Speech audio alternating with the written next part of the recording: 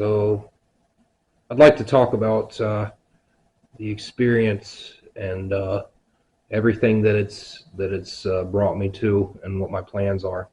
So uh, what I've been trying to do over 2024, and I tried again, was to get attention in the wrong ways possible. But so my experience is from early 2012. It has been an ongoing experience, ongoing to some degree because it's still into me this day. It's still uh, unresolved and still hidden from me. But the experience was that in early 2012, Leo of 2012, what I did to be the math of Leo 2012, I began to have this experience where I had this inner voice start talking to me in my head, and these visions that would come to me more as like memories would be a part of the whole experience where I'm talking, like the voice is talking to me, and it would give me these ideas about faraway places and endless possibilities, alien sitting at the table of alien gods. Yeah, a lot of stuff in this category. Um, and the experience began. The first thing I remembered was that the I remember I was obsessed about autism when I was 16, and I remember one night I was looking on the internet for answers to autism. So I found, I was just looking at stuff. In the memory I have, I found a link to a website about like a psychiatrist or something like that. And I remember clicking around. And I found a link to this website that has, in my memories, just turned into this whole inner experience throughout the years, where like it started off with the website, and over time it gave me the idea of like alternate realities. So then in my head, I was talking to people in alternate realities. And then it was giving me the idea of the possibility of waking up in an alternate reality, alternate universe, whatever you want to call it, where our world's still there, but it's different. And then it gave me the idea of like there's some kind of ghost print, a ghost, I call it that. I don't really know what to call it. It's like a holographic Earth behind the sun that is like the gateway to these alternate realities. But however, that gateway behind the Earth, or behind the sun, I'm sorry, is it's it'd be very hard to see. And even if even if they put like satellites there right now, they wouldn't be able to actually see it. Most likely wouldn't be able to. But then again, it also brought the idea and the theory that yeah, they could see a holographic Earth, and they're hiding it, and it'd be hard to spot from over here. It was all this stuff that over time it was that, and then it went from that to having all these epic stories about being in an alternate reality and living a life there, and realizing that I used to be here and that I'm not here anymore, and wondering in the life what happened. I don't get into detail about the stories and whatnot because that is one of those things I saved for my book. And even then, it's not, you can't see it the way I did. Just the love and the feeling I get from thinking about being this special little child reborn in this new Earth that never existed, the reality that never existed here.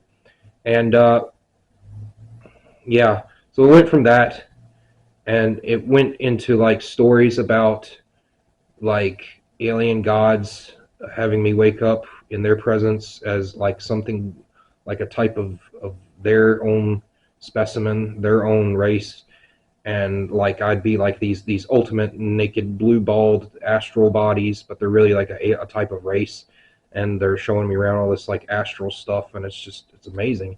And it was like all these stories of that over time, and I got to see life where I was living life as other people, other human people, and other alien life forms across the universe because of this. I named the main being Gate.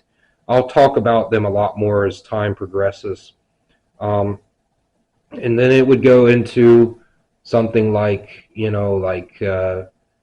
like other things like creators, these giant creatures that help do something with the seeding of the universe, and they're so massive they could either be the size of the universe, the size of a galaxy, or just a very large specimen that would probably uh, pull all the planets and bodies in this solar system off course if their body was here, because they're so big. And how does a creature like that exist? Well, it was like a mechanical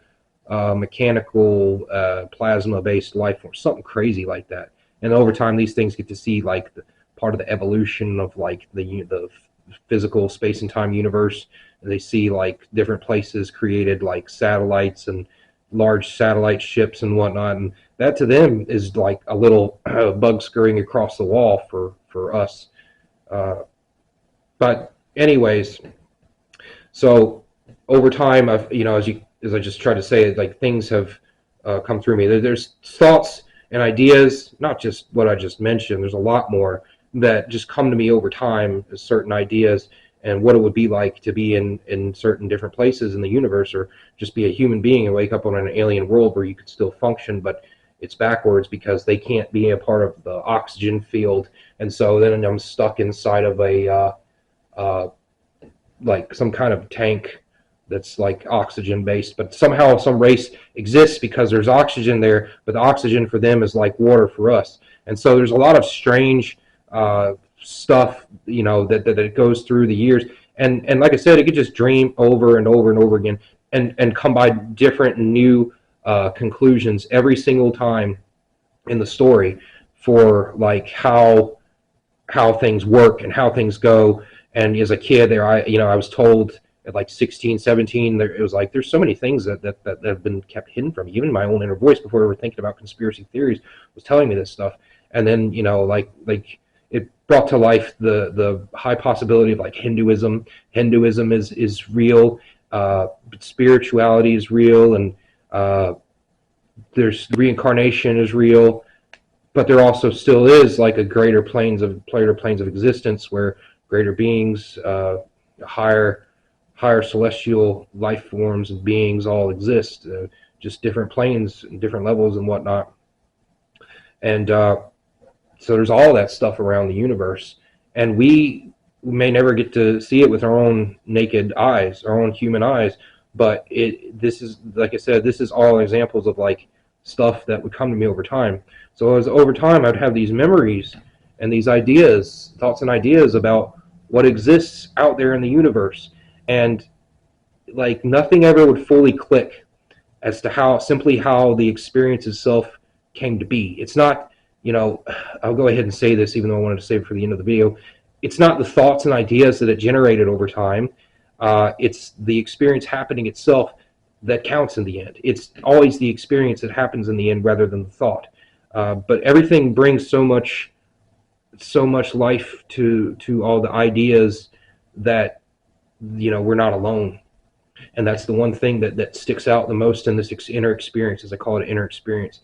And I realized over years it's all inside. We're not alone. We're not alone. This is like a tap on the shoulder from the universe. Somewhere you just found some everyday stoner back in the 11th grade, I believe, that was introduced to all this stuff. And over time, I have lived for it. I've lived for it. And apparently not enough to this point, because of where I'm still sitting at to this day. I have lived for this inner experience since I was a kid. And again, nothing has ever come to, full clarity on the picture of what the truth is in this experience and why it is the way it is. So over time, I've kind of had a cynical mind. What am I trying to say here? I've just been cynical with this whole thing of like, it is this way, it has to be. And then of course, like over time, like I realized like it's all a part of me. All the thoughts and ideas that manifest inside of me, they're all a part of me. And they're, they're not what they were when I was a kid. And so I've always kind of just brushed it, sooner, excuse me, what am I saying? yeah, I kind of just brush it to the side nowadays, and it doesn't stick out as much. But the story still sits there. Journey of a Celestial Dream. That's my book. Check it out. I'll leave a link in the description. Um, the other thing I just wanted to talk about is like what do I believe? I believe that something is there, and I believe that in Leo of 2027, that will be some kind of follow up of sorts of this experience. And those who know me, those who get to know me, will experience something greater than mankind in Leo of 2027. I do personally believe that because, like I said, I've done the math, and I know that date kind of goes with the timeliness that this happened in Leo of 2012, and Leo of 2027. I don't know what will happen, but I know there will be some kind of follow up of sorts, and I think everything will come to me then and there. Though I personally hope that I can spiritually progress to to some degree to understand more about this and myself that I could never figure out. But 2025 is going to be the year of like it's going to be my spiritual year, and that's going to be the year that I finally break free of the chains, all these chains I've accepted throughout the years, and including this. However, this experience, this inner experience I'm talking about, is all it's all part of my journey. It's all part of my purpose, and trying to understand how things came to be is all part of my purpose, and it will be until the day that I understand it, what it is and how it came to be, and that'll be the day that I can fully rest. But yeah, like I said, 2025 for me is going to be one heck of a ride. I don't know how I'm going to do it, but I'm going to do it. I have to, because if I don't make any effort to spiritually change, to spiritually evolve in some way or another, then I'm always just going to be another Herf Applewhite and assume that I've got something that's far beyond the average person, and I need that kind of respect and following. Although I don't actually look for respect and following, but I do look for the right kind of community, the right kind of people to basically click up with over an experience like this. And like I said, I do look for the right community, and I'll find you one day, because I'm reeling you in. I'm reeling you in with a story like this. Yeah, it's like I said, this is everything to me, and I tried with the website. I tried with cosmichost.org. I don't know why I called it that about a year ago, but I tried making that, and it didn't work out. And so now, and then I made a book. I didn't pay for a marketing plan, so that didn't work out too well. Now I'm just trying to get to a point where I can just make, half decent content, at least something that'll have a small following for people to want to look at. And if you subscribe, I promise you across part of 2025, I will have videos talking about like actual, like the inner experiences, thoughts, and ideas. Uh, and I hope that more comes to me over time. And like I said, I'm going to have a spiritual experience this year. I know I am this coming year, 2025. But I don't know where it'll take me. I don't know what it'll do to this experience. Some people in spirituality try to say, once you really get to a certain place, then an experience like this won't really mean anything to you anymore. But personally, I feel like it's going to mean something to me because it has to. It's part of my purpose and my journey. And yeah, anyways, that's the plan. That is everything to me. And if you're interested and wish to follow along, please subscribe and take a look at my book maybe. Anyways, till next time.